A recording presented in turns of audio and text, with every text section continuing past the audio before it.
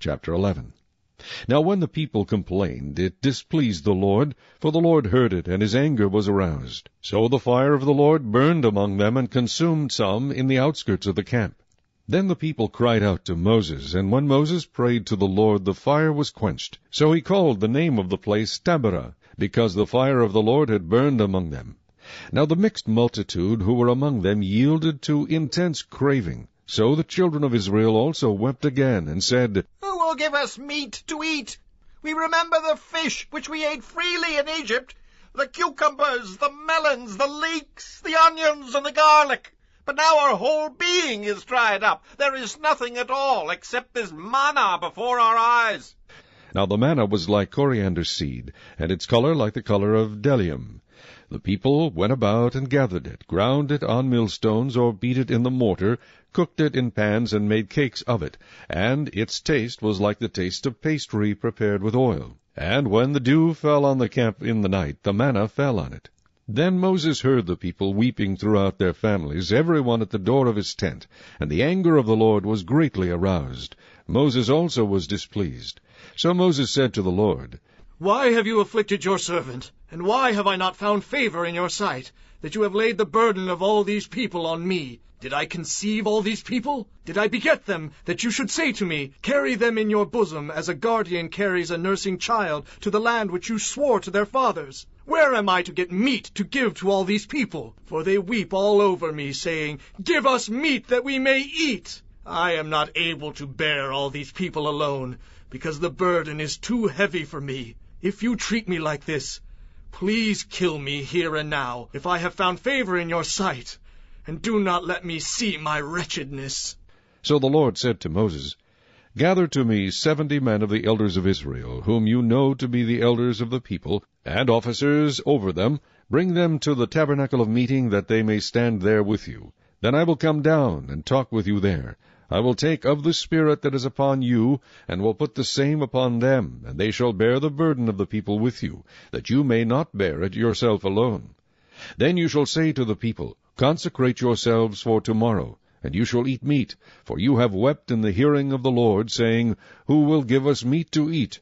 For it was well with us in Egypt. Therefore the Lord will give you meat, and you shall eat.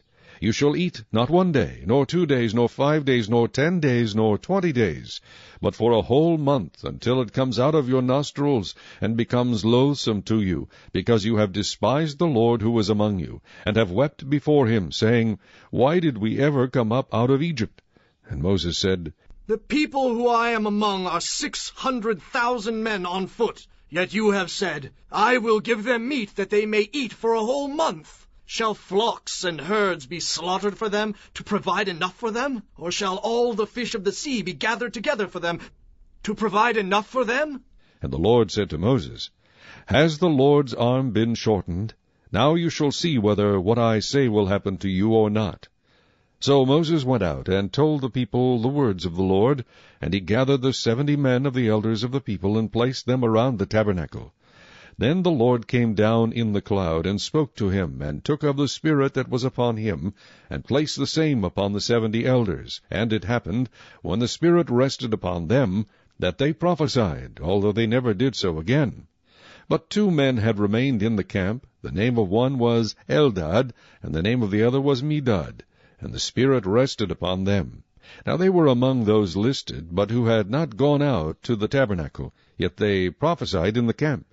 And a young man ran and told Moses, and said, Eldad and Medad are prophesying in the camp. So Joshua the son of Nun, Moses' assistant, one of his choice men, answered and said, Moses, my lord, forbid them. Then Moses said to him, Are you zealous for my sake? Oh, that all the Lord's people were prophets, and that the Lord would put his Spirit upon them. And Moses returned to the camp, both he and the elders of Israel.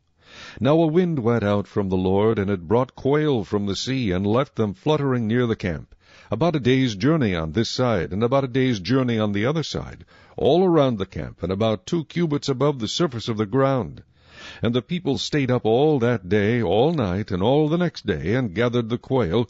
He who gathered least gathered 10 homers, and they spread them out for themselves all around the camp. But while the meat was still between their teeth, before it was chewed, the wrath of the Lord was aroused against the people, and the Lord struck the people with a very great plague. So he called the name of that place Kibroth-Hattaavah, because there they buried the people who had yielded to craving. From Kibroth-Hattaavah the people moved to Hazeroth, and camped at Hazeroth.